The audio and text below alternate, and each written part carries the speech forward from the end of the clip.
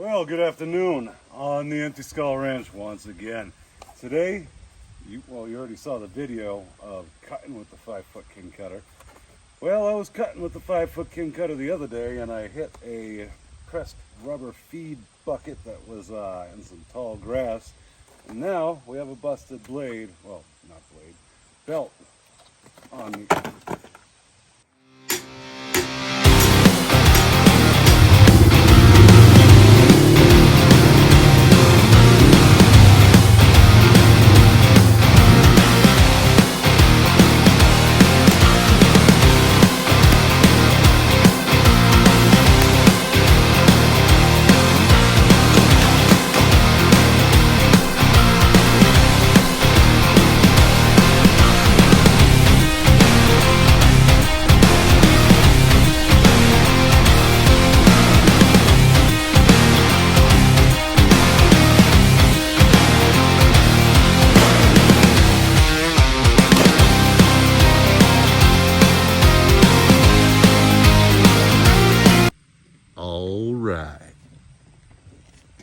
belt on the kingkutter 5-foot finishing mower. So anyway, without any further ado, let's get this guy out of here. We got a county line replacement from our local tractor supply. So let's open this.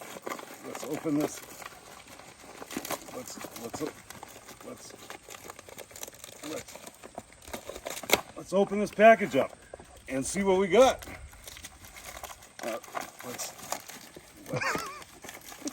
Let's open. All right. Anyway, here we go. We got a rubber belt. The package will not surrender. Damn it! Son of a bee sting. All right. There we go. It is a Gates V-belt. Rather large guy, huh? And we are going to install this on this mower. So, we're going to try to make this as painless as possible. Just basically an instructional video, how to, if you will, on how to get this belt onto that implement. So, you're going to see we have, my foot still hasn't healed, so I got this board to kneel on here. Throw that out of the way. And we got a series of pulleys in here, intricacies, workings that we got to work around. But luckily we have this half-assed, weather-torn diagram right here. So anybody has this implement or one like it, because they are all pretty similar. And if your label's gone, this will be a cool video to see exactly how that belt pattern goes. So we're going to trace back to here where the root of the issue is. This gearbox here is the driver of this belt system. So you have to get this belt around this big wheel first. So to do that, we got to use this guy right here, a 15/16 dog bone wrench. Let's see how this side's not so bad. Get this nut out of here. And on this side, we got that guy's a little tighter, and I got a little trick here I like to use. I'm sure y'all know this one already. It's old news, but hey, somebody might not. I take a larger wrench, thread it in through there, and bam, she's loose. So I just gotta work this guy off of here. This thing is hotter than hell on a good day. My goodness. God bless it. So, put those in a place that you know you're going to lose them. Right there. And there's two others. One right here. These ones, if I remember correctly, you don't have to get these all the way off. These you just gotta loosen a bit. Loosen a bit. Yep. Loosen a bit. There you go. Man versus machine. Well, something like that. Maybe a little too dramatic on that one, but let's get this loosened up a bit.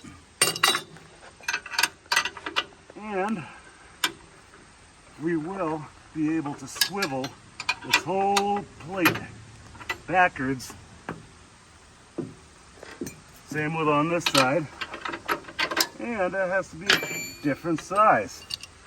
Golly gee willikers. So, luckily we got this Nut Stripper 2000 in my hand right here.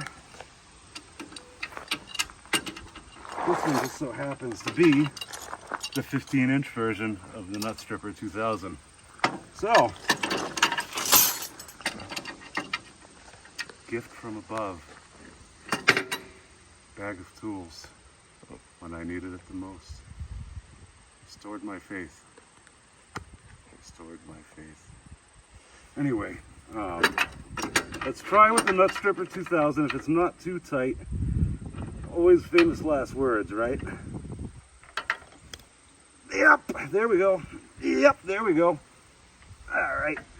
Well, we're going to come back to you when I get this guy loosened up.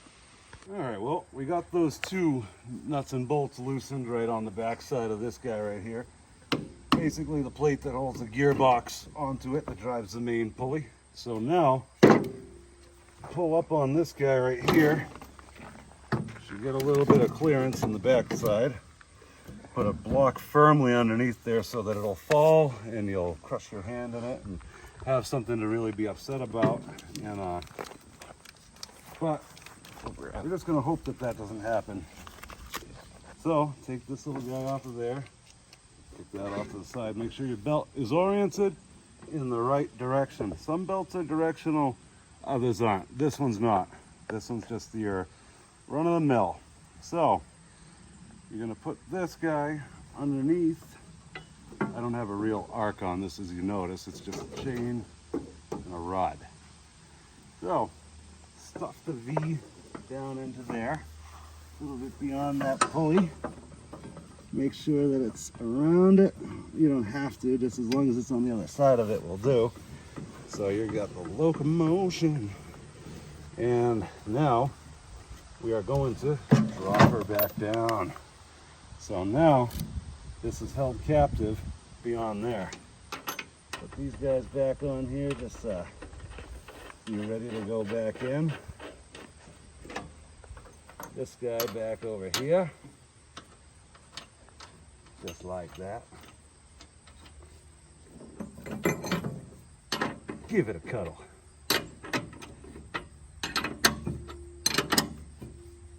There's a lot of vibrating that goes on this guy. So you want to make sure you get them on nice and tight, but not so tight that you screw yourself later when you're trying to work on it. So,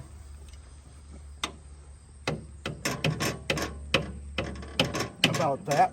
That's the calibrated torque spec. Is a couple good nudges, and then we're going to do the same to those guys back there. So we get this guy in place. Hopefully we will get cooperation on all fronts.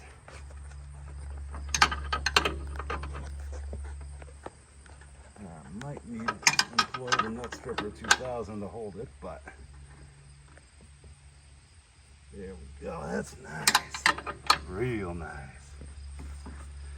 So she's in there nice and tight like. That's looking good. Looking good. This guy, we're going to do a little bit of the same. We are going to basically put that in there, hold her straight. A nice good bite on there. There's a little bit of stripped. You can tell the Nut Stripper 2000's been in there once or twice. And again, these have a very specific torque pattern, torque sequence. Gotta do this one to the tune of a couple good nudges. That's about it. One for good luck. Aha! The on the fly. There we go. And then go back over to this guy and say, okay, you're tight as well. Now, back over here, and there we go. A couple of good snaps and pops out of her. But now we got to take the belt and reroute it. We got to come over here, and of course, notice that that's like that. So we got to pop this spring out here and put this guy over there for now. We're going to come back around through here. It just holds the back of the belt. This side goes around there. This guy, keep in mind that the V is oriented in the right direction. We don't want a twisted belt. And this guy's over here. And your last hurdle is this right here. So this idler is going to put the tension on it. And we might need a nut stripper 2000 to adjust that guy down a little bit. So we are going, oh, don't want to catch yourself doing something wrong either. See right here? Gotta go on the outside of that stud. Look at that stud. And get it right here. Oh, look at heavens. We might be close. Or we might be very far away. But we can try. Dare to dream. Give this guy some leverage. Right here. Go around the grease zerk. And yeah, we'll use the nut stripper 2000 and take this tensioner down. Once again, more appropriate size tools for the job. Make it a lot easier, but in this case, as long as we can get a little bit out of it, we are doing all right.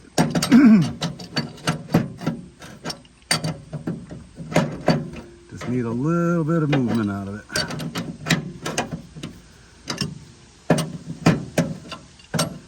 Just get it nice and loose. Now we can bring this way. This is why we use the large wrench.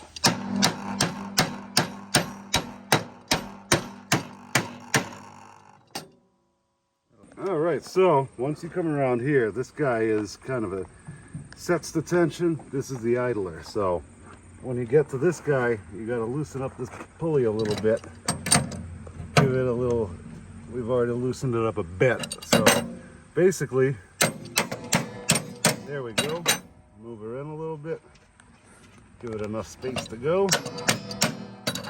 And then, once you got enough space out of it, you're going to take your belt and then pull this guy back right over here to get you some more slack. All right. And right here, yeah, just about around. One ought to push ought to do it. There we go. Presto. Now take note, the pattern goes from the big wheel underneath this guy right here, around this guy, and this guy is the idler, tensioner idler, and around this guy, around here, and you come back around this guy that adds the initial belt tension to it, back through here and back to the main pulley. So that is the usual pattern for a finishing mower belt. So now what we're going to do is we're going to put a little bit of tension on this guy right here, just to keep the belt nice and tight so that we don't get any slippage while we're out of mowing. Out of mowing, out of mowing. So, give that guy a little bit of this, a little bit of that. That's why I like to keep it a little tight so that we're not taking up a huge amount of slack when we're at this part.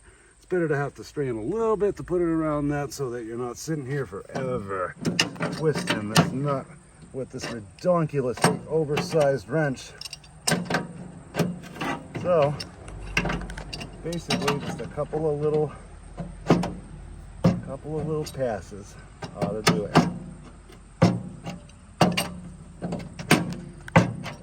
You can already feel it tightening the belt up.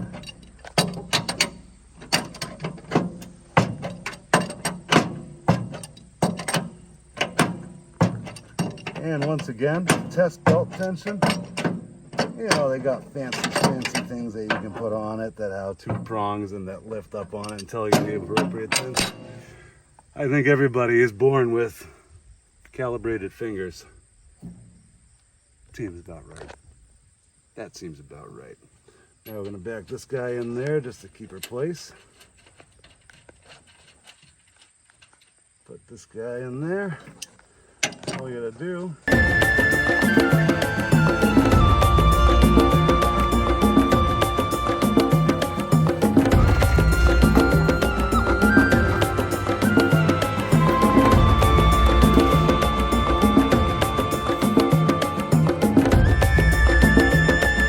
All right, so now that we got that all situated, like I said, the path of the belt is as follows. We got this guy tightened up right here, so it's going to put pressure this way on the belt. This spring is holding tension like that so that it keeps enough tension on the belt so it doesn't slip. The last thing we got to make sure we do before we cover this up is we got to tighten this guy. So if anything should have a stop on it, it would be this guy right here. But it doesn't. You have to come in on the other end with a box end wrench or dog bone or whatever you want to call it. Hold it tight and give her a couple of twists. Give it a cuddle. Give it a cuddle. All right. Nice and tight. Now we're going to come in, hit these grease zerks real quick. Make sure we keep everything nice and lubricated. That way your machine serves you like it's supposed to. There's some grease in there. Oh yeah, nice and greasy like. And this guy. Nice and lubricated. So now that we got that, and then your hands naturally get covered in grease whenever you handle a grease gun, because that's just the nature of the beast. So then your sweat drips down your forehead, and you take that same hand covered in grease and you slop it across your face. So that is always the right thing to do. And it seems to me that I might have started this video without my iconic glasses. I can't think of where they are, but if I really think, there they are. All right, anyway, now let's get the cover on this bad Larry. All right. So we're gonna put these tools with care in a spot that we're gonna remember where they are. Grab up the cover and drop the cover. And also just so everybody knows too, before we put it back into service, always want to top off the gearbox with 80W90 gear oil. Make sure that that's nice and lubricated. Lubrication is the key to having a long-lasting machine. So, toss this guy right into here. Make sure those studs come up through. Make sure those studs come up through. Make sure, there we go. Toss one of these guys here.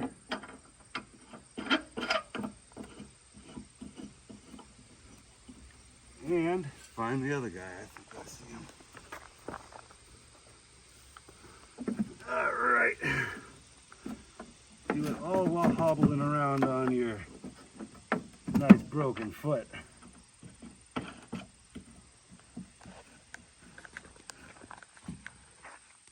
There we go.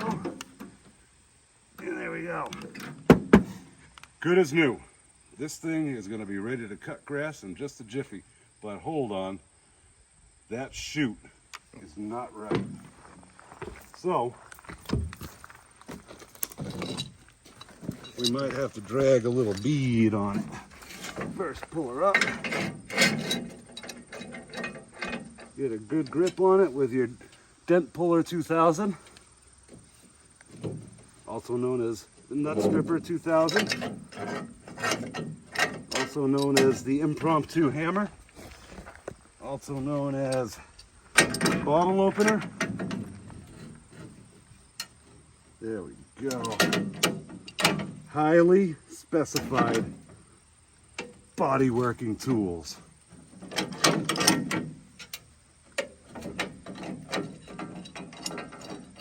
a good squeeze on her. There we go. Look at that. Like it was never broken. I think I'll drag a little bead across that just to give her a little bit of strength. But I think that about solves what we were here for. And pop in the comments anything else you'd like to see tinkered on, fixed. If I have it, I'll post it. If not, I might have it sometime in the near future. But anyway, stick around. Plenty more content coming. Plenty more exciting videos. Maybe not so technical and drawn out, but definitely content nonetheless. All right, guys. See you later.